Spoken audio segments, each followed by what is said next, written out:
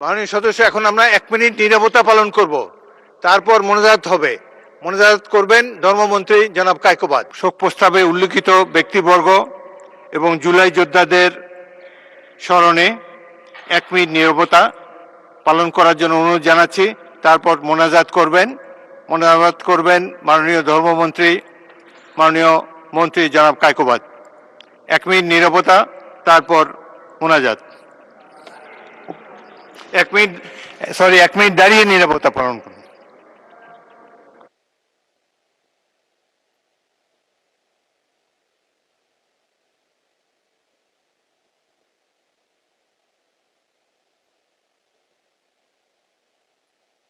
মাননীয়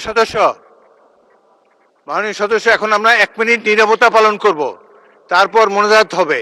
মোনাজাত করবেন ধর্মমন্ত্রী জনাব কায়কোবাদ।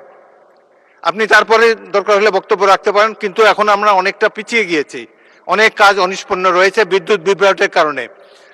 তো আমরা এখন 1 মিনিট নীরবতা পালন করব।